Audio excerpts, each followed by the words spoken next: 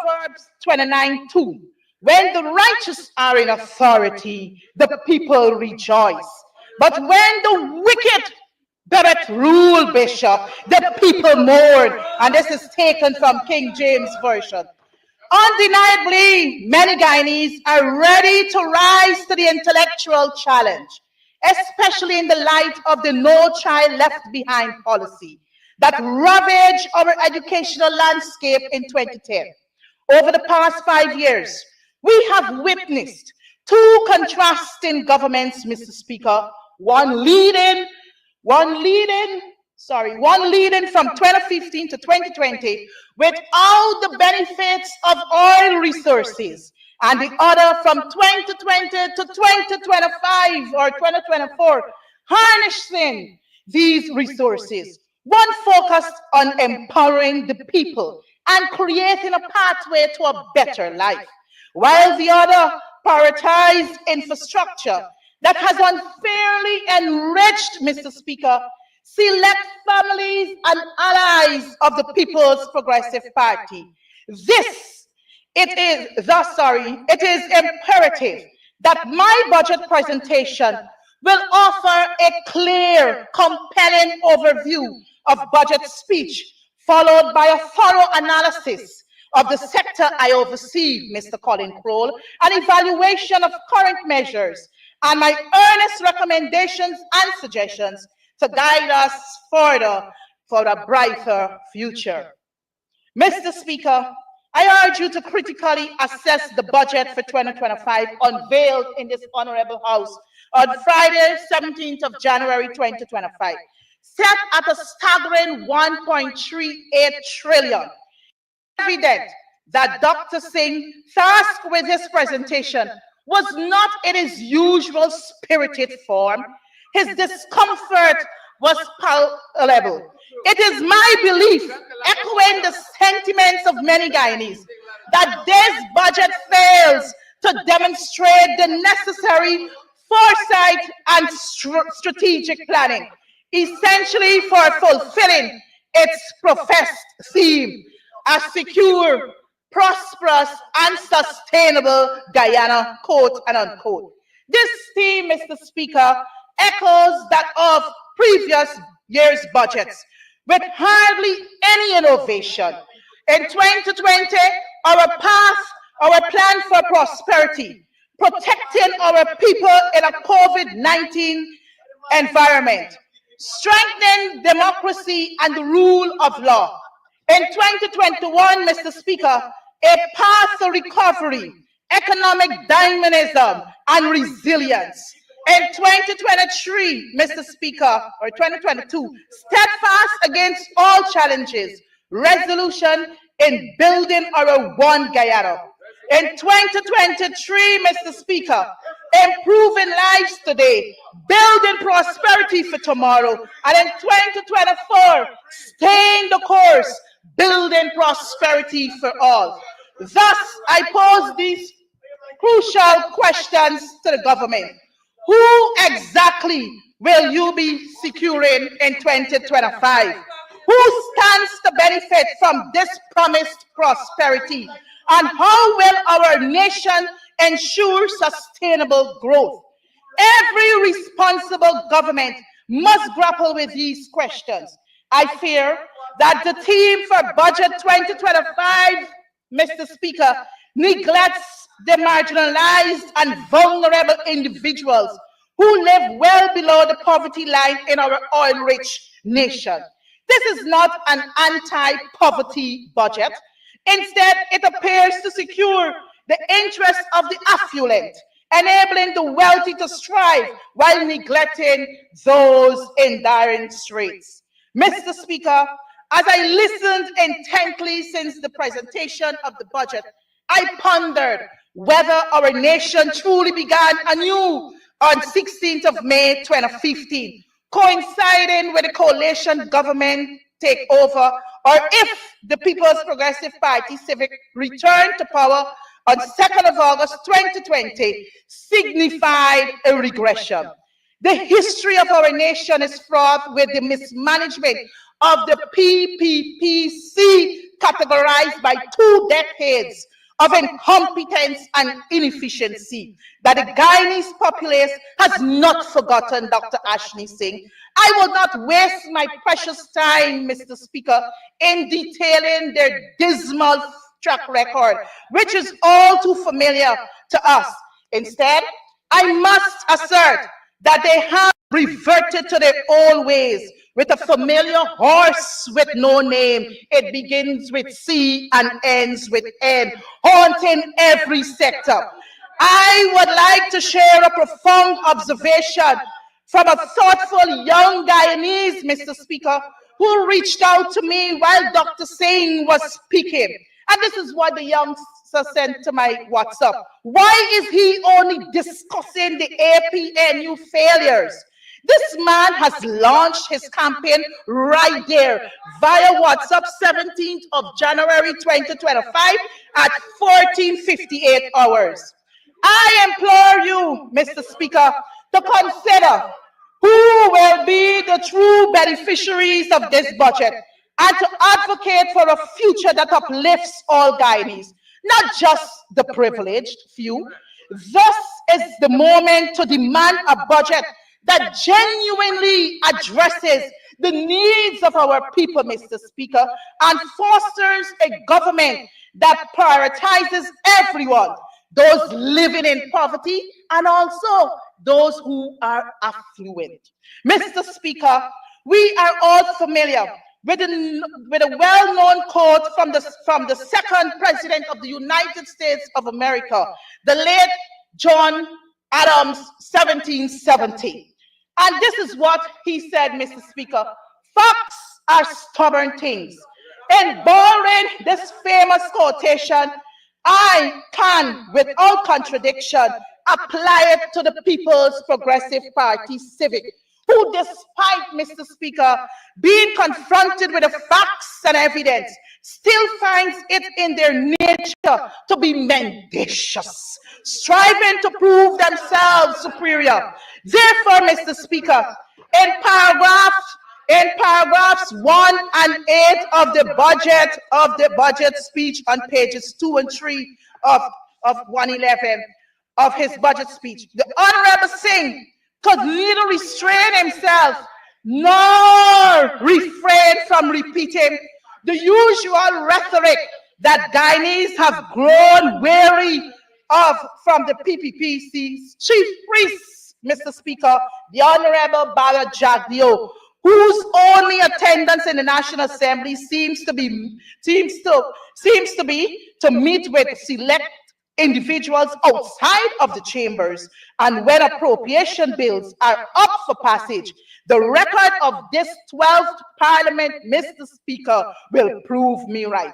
In examining paragraph 110 of his speech on page 3 of 111, Honorable Member Dr. Singh listed several purported achievements of the People's Progressive Party Civic over the last 4 years. I am pleasantly surprised that the PPPC constantly boasts about delivering some 50,000 house lots, a manifesto promise deliver. However, Mr. Speaker, in examining the speech, I have not seen anywhere listed the figure 50,000. Furthermore, the term house lot is also absent. I will address housing substantively. Mr. Speaker, I found paragraph 114 of the budget speech to be quite intriguing. Why is that? The honorable member stated, since August 2020, successive budgets have outlined the key pillars of the modern and prosperous Guyana that we are building for the long term, quote and unquote. I must respectfully disagree with the honorable member.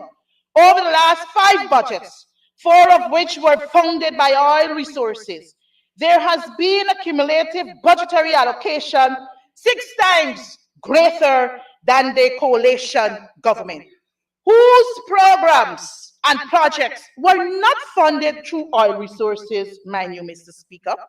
I am still grappling with the idea that these budgets have been successful and are contributing to a modern Guyana when Guyanese have yet to witness the successes on a personal and individual level.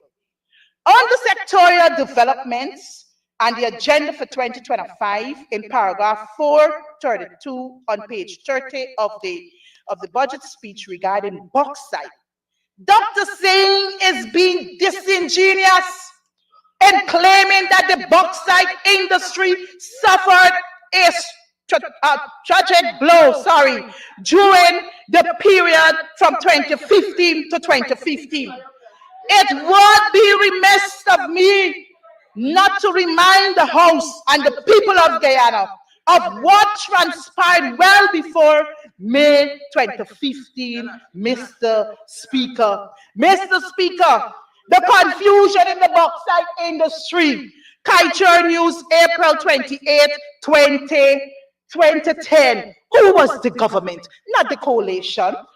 Mr. Speaker, another headline, the bauxite workers are at a disadvantage. And this is a letter to the editor carried in Kaiser News dated May 12, 2010. Who was in government? Not the coalition. Mr. Speaker, Guyana Bauxite Workers Union bitter at Roussel government. Mr. Speaker, this was carried on the 25th of January 2010. Who was in government? And Mr. Speaker, you would remember quite clearly because you were the Minister of Labor. And you was the Minister of Labor, Mr. Speaker, based on... And did a fine job too.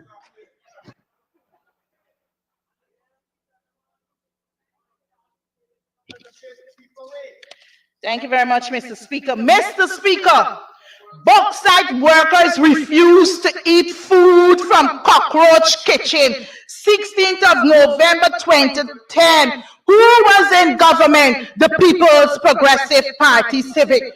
The bauxite workers' struggle is about workers' rights. Who was in government on December 11th, 2010? 2009, not the coalition government. It was your Ashni Kumar Singh.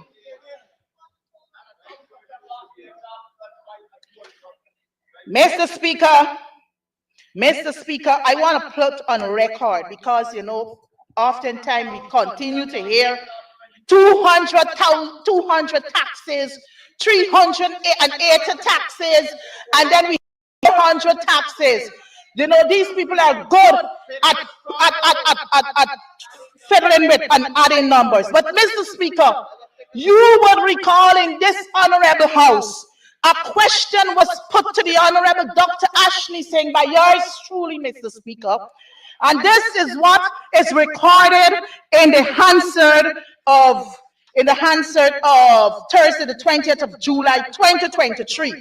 And this is what when the minister was asked the question, can the Honorable Senior Minister provide a detailed list of the 200 taxes and fees on items as claimed to have been imposed by the coalition government during the period May 2015 to August 20th? This is what the honorable member laid in the National Assembly as his response.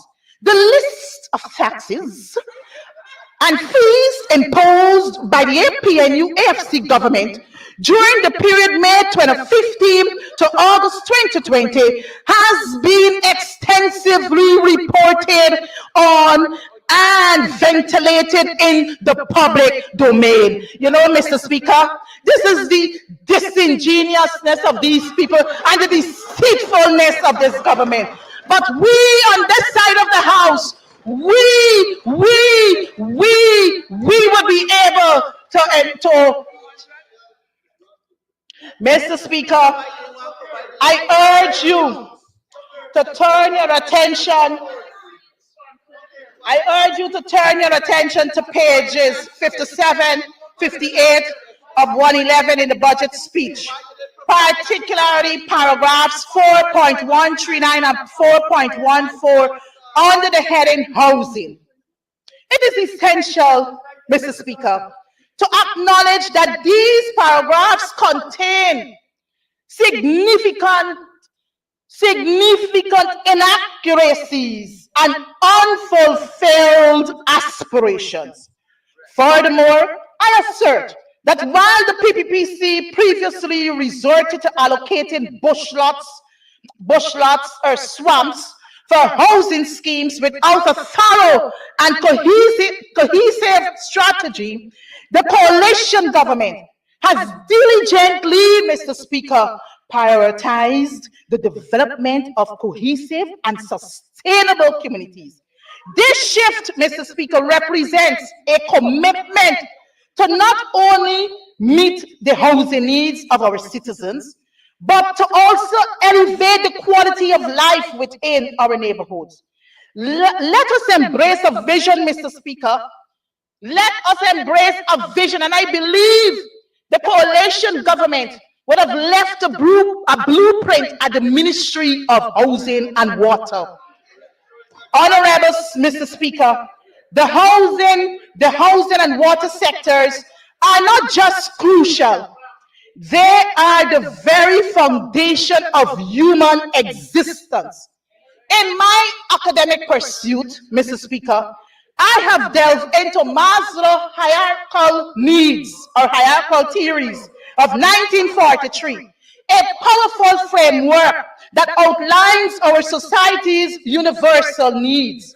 And this is what Maslow had to say. Ascending towards the most profound human emotions. We are all familiar with the 5 essential components of this theory: self-actualization, esteem, love and belonging, safety needs, and physiological needs.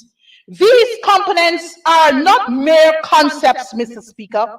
They reflect our intrinsic desires for security and fulfillment, and they can be powerfully applied to underscore the importance of robust housing and water systems. Investing in these sectors is not just a necessity, it is an imperative for achieving a thriving society where every individual can reach their fullest potential and experience true well-being. Let us champion the cause for accessible and safe housing and water, for it is addressing these fundamental needs that we cultivate a richer and healthier society. Mr. Speaker, it is essential that we frame this conversation not with clarity and purpose. In his recent presentation, Dr. Singh resorted to his theatrical style, making baseless accusations against the coalition government for not doing nothing in the housing sector. Mr. Speaker, when I heard this term, nothing, I had to go to the Google and try to get an understanding of what this word nothing means. And this is what Google said to me.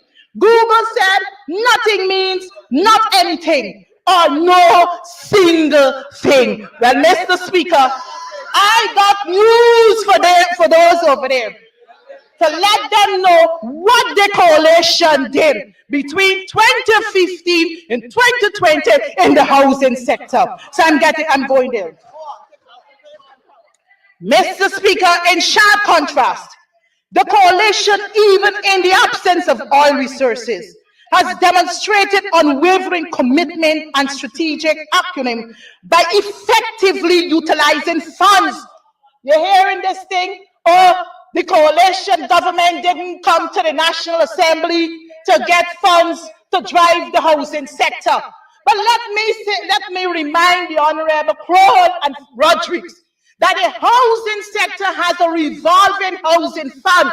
And rather than us coming to this National Assembly between 2015 and 2020, we utilized the funds from the housing funds to correct many of the defects that we found in the housing sector.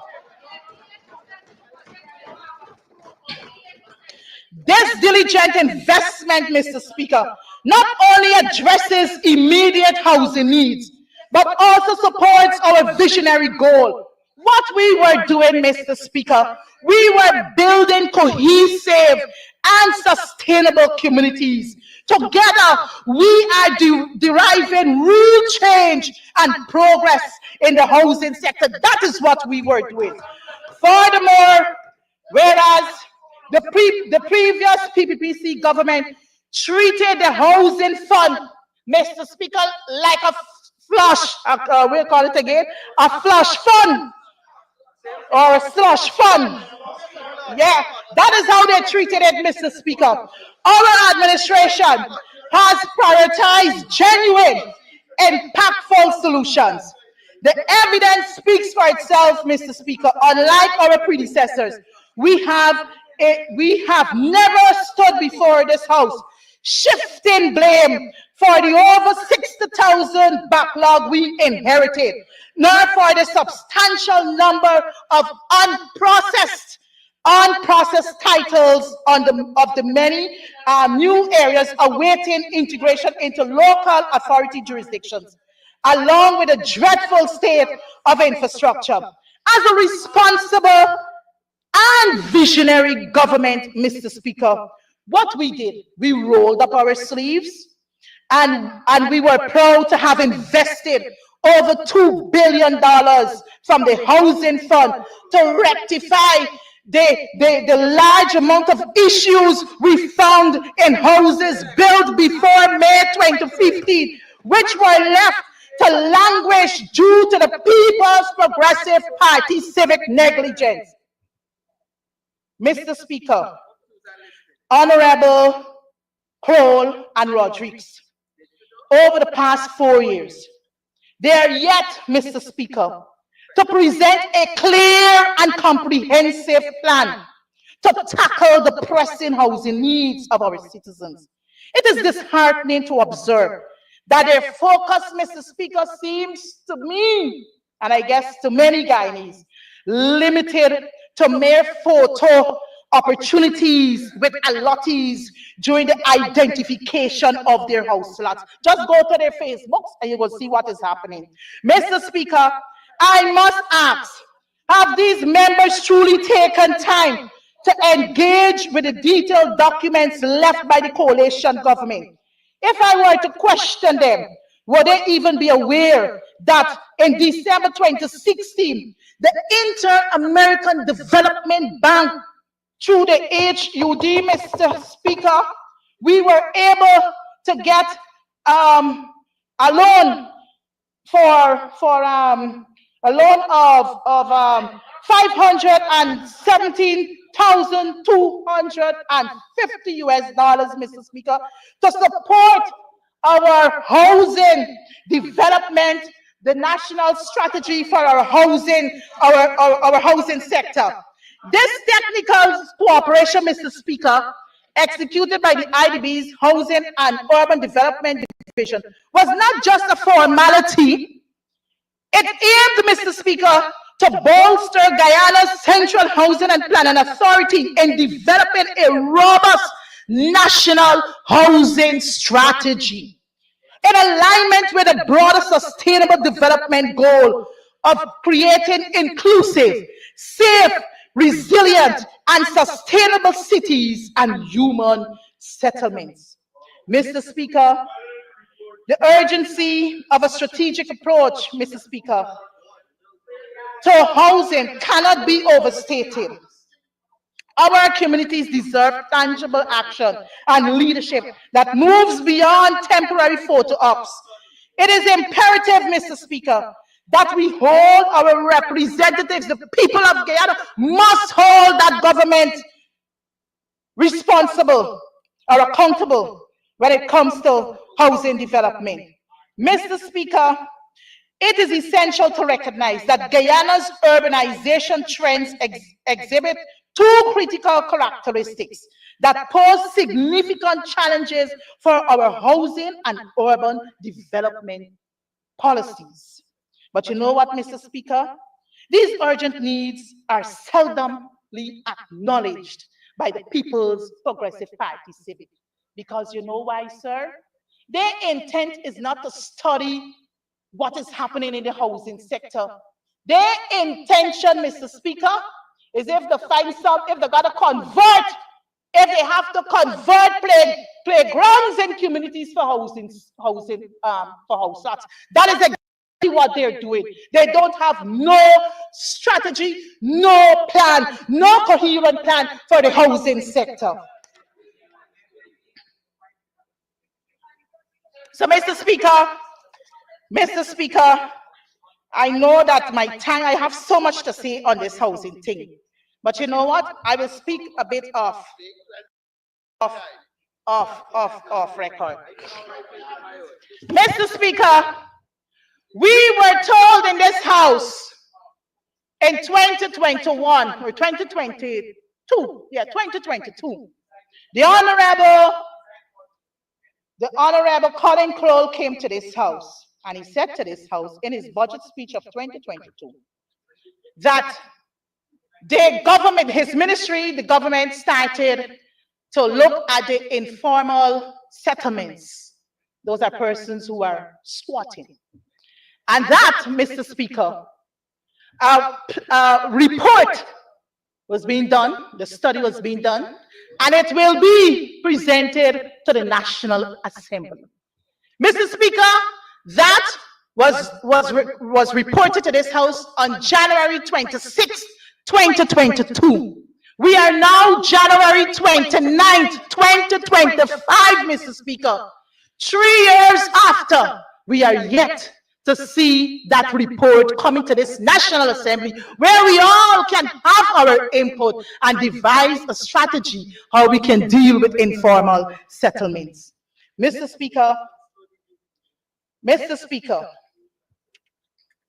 the People's Progressive Party government currently struggles with significant shortcomings in governance, particularly in their reliance on comprehensive data analysis to inform decision making. While they proudly proclaim, Mr. Speaker, 50,000 house lots delivered, a manifesto promise, it's imperative that we critically examine the truth behind these assertions.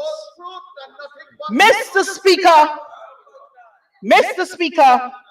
as a former minister who dedicated my service to the housing sector from April 22nd, 2019 to August 2nd, 2020, I am especially concerned about the content of paragraph 4.14 on page 58 of 111. Here, the ministry claimed to have developed a total of 85 new housing schemes. But Mr. Speaker, I challenge Mr. Crowell this afternoon to lay a list of all 85 new housing schemes that they developed, Mr. Speaker.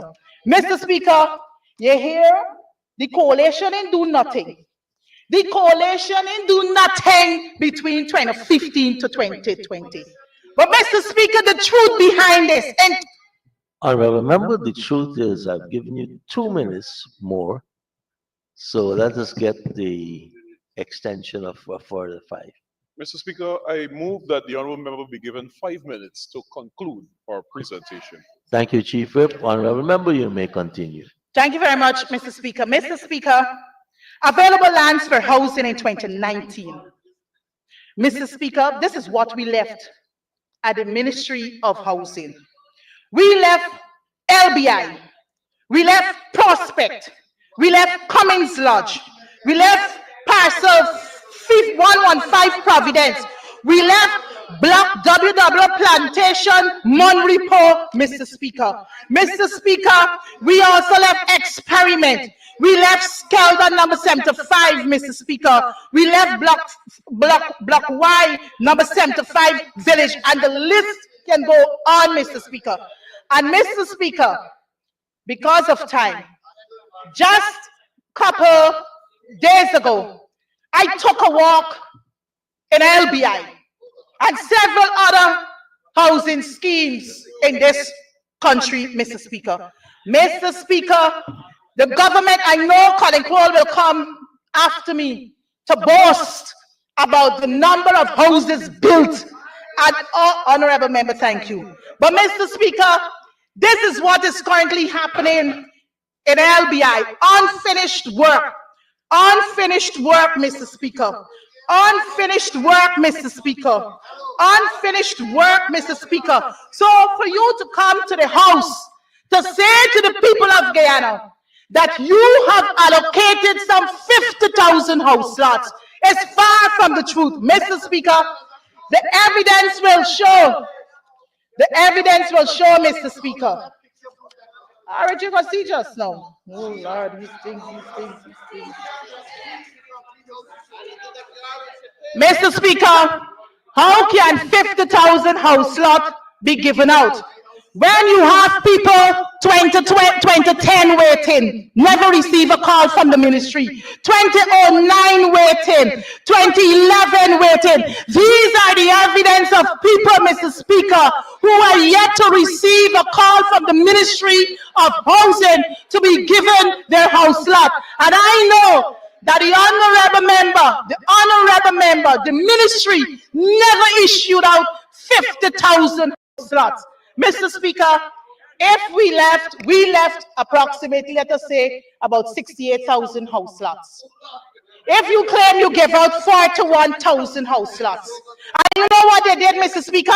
When they came to power, you know what they did, Mr. Speaker? When they came to power, the lands that we give out in Prospect, in Experiment, in LBI, in Diamond, Mr. Speaker, what they did, they've shifted the numbers. So if you got lot 1 under the coalition government, they move you to lot 10 in the very area. That is what this People's Progressive Party Civic does.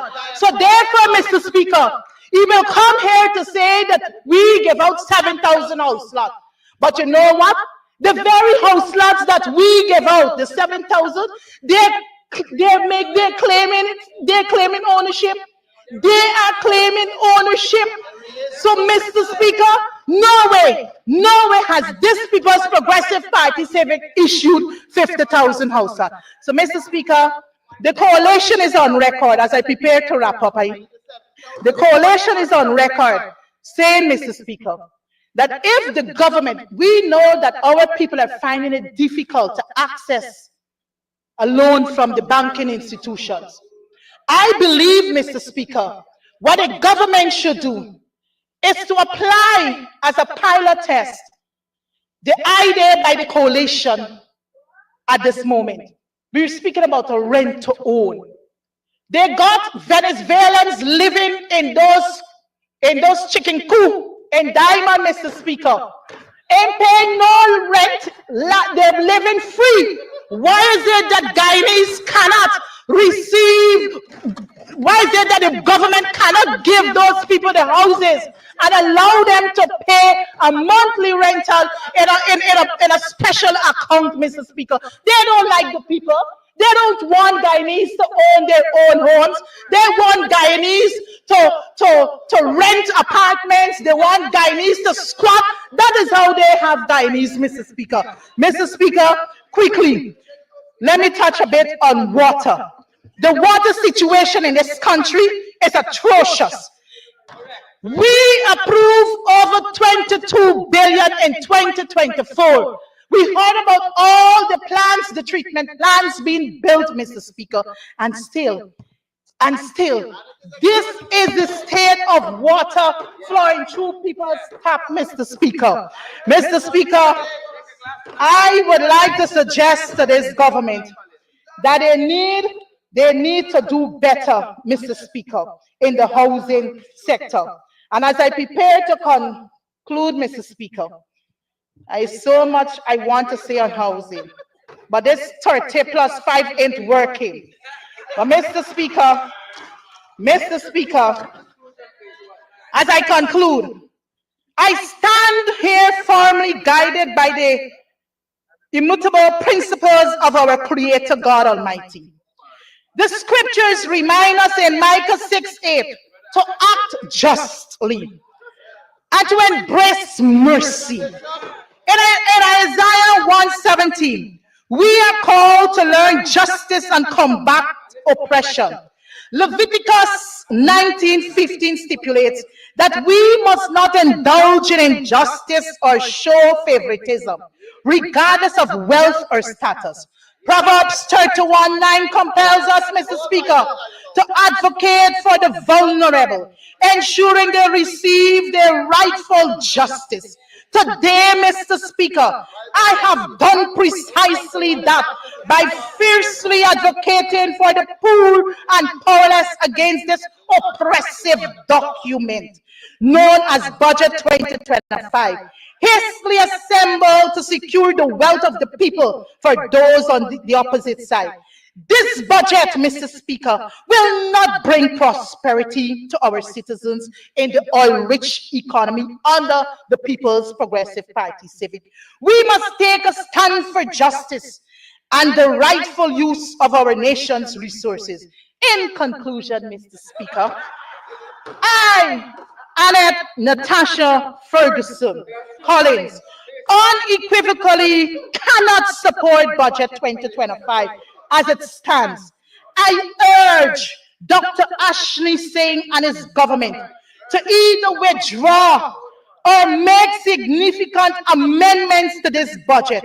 It is essential, Mr. Speaker, that we prioritize the needs of the poor and fatherless rather than catering to the interests of the wealthy and prominent.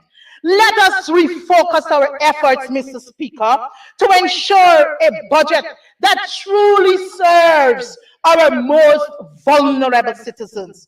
I pray God grant my colleagues on that side of the House uncommon eyes. Mr. Speaker, may God continuously bless us and bless our nation. Thank you very much.